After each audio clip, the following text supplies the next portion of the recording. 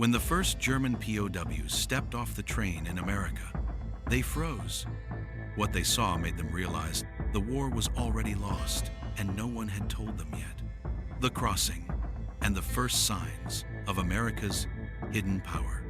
June 17th, 1943, somewhere in the mid-Atlantic.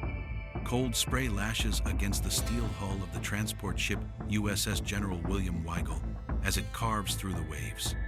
Inside the dim cargo hold, now converted into a makeshift detention deck, hundreds of captured German soldiers sit shoulder to shoulder, wrapped in coarse gray blankets, still smelling of North African sand.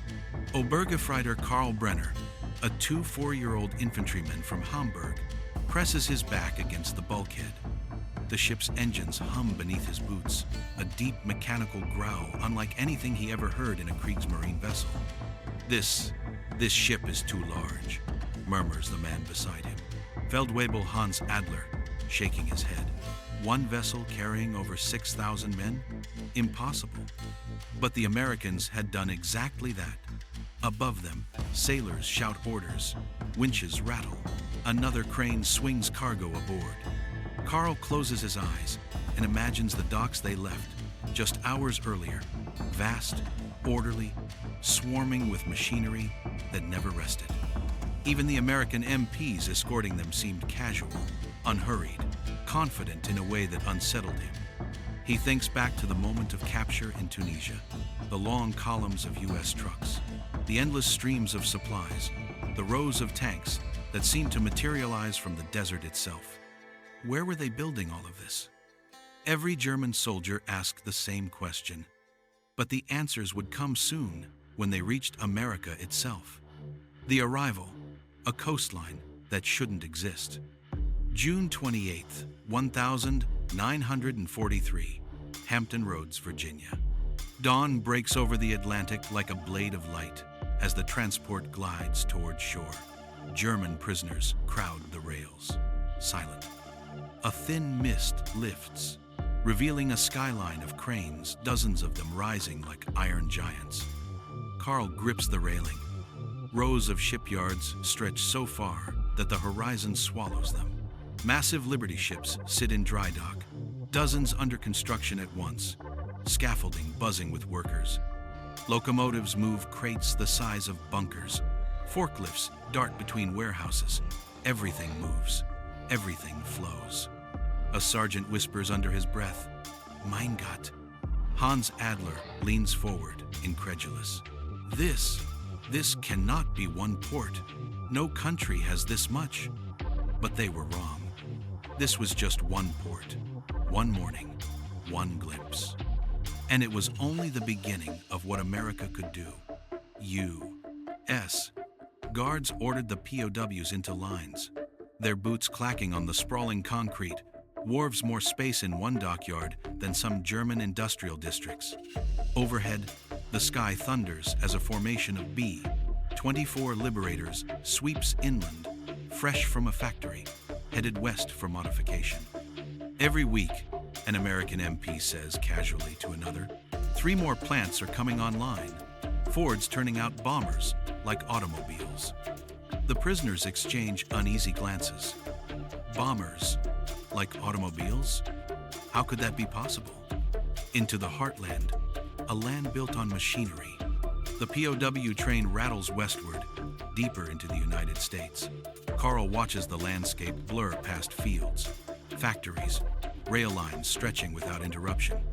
Every small town has a water tower, a rail spur, and a smoke plume rising from some assembly plant repurposed for the war.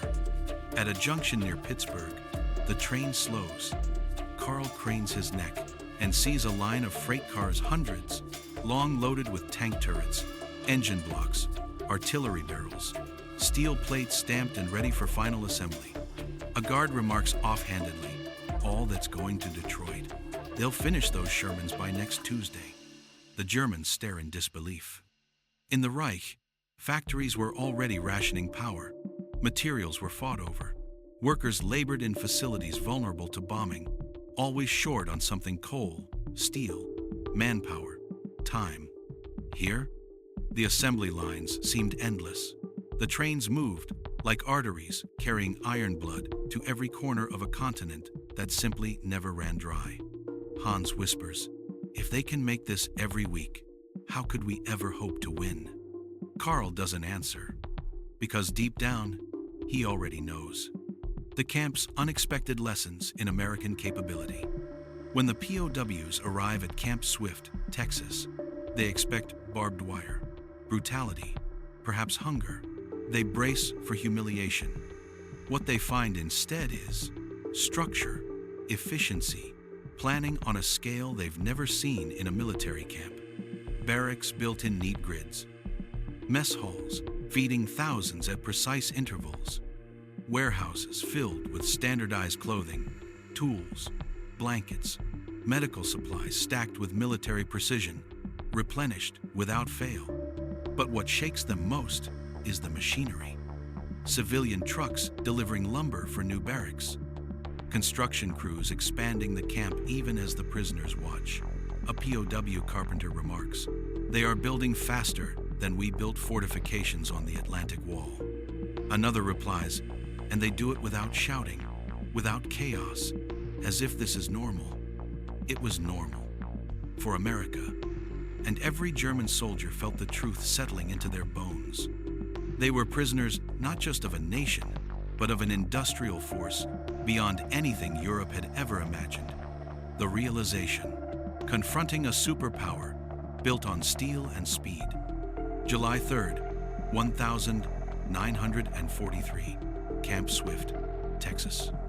The night air hums with cicadas as Karl Brenner steps out of Barracks 14B and walks toward the perimeter fence. Floodlights bathe the compound in a steady white glow. No flicker, no power lapses, no blackout curtains. The Americans don't even consider the possibility of an air raid. Hans Adler joins him, arms folded behind his back. "Do you hear it?" he asks. Karl listens. In the distance, far beyond the camp, the rhythmic thump of engines rolls across the Texas Plain assembly plants, running through the night. He can feel the vibrations through the dirt. "It never stops," Hans mutters. "Not for a moment."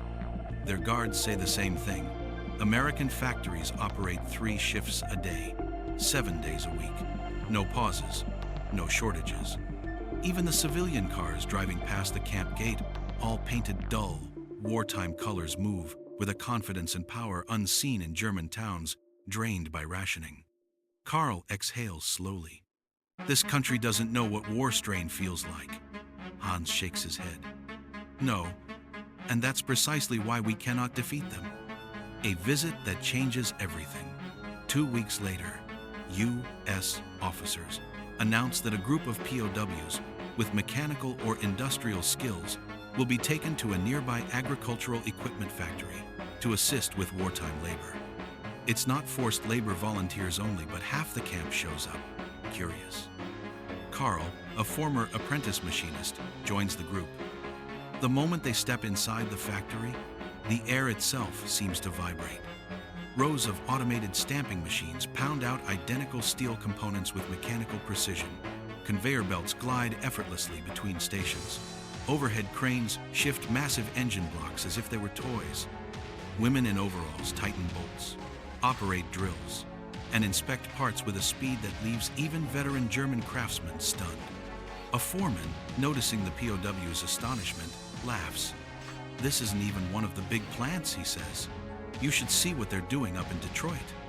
Karl watches a young woman, barely 20 years old, operate a milling machine with expert precision. "She works like a master," he murmurs. 6 weeks of training, the foreman replies casually. "Most of our new workers are fresh out of school." Hans steps closer, lowering his voice. "Karl, do you realize what this means?" Karl nods, his throat tight. "Ja, if they can train a teenager to do this and build factories this advanced, this war is already decided." The numbers Germany never saw coming. Over the following weeks, information spreads like wildfire through the camp, delivered through guard conversations, newspapers, and occasional radio broadcasts. Numbers, unbelievable numbers. 50,000 tanks, 100,000 aircraft, 6 million tons of bombs. Liberty ships built in less than 2 months. Jeep production measured not by the week, but by the hour. One afternoon, an American MP sits on a bench near the barracks, reading aloud from a newspaper while a few POWs listen quietly. Ford's Willow Run plant is now producing one B-24 Liberator bomber every 59 minutes. Hans's jaw drops. That must be a misprint. But Carl knows better. He remembers the endless conveyors, the electricity that never wavered, the confident stride of every worker who seemed to understand they were part of something vast and unstoppable.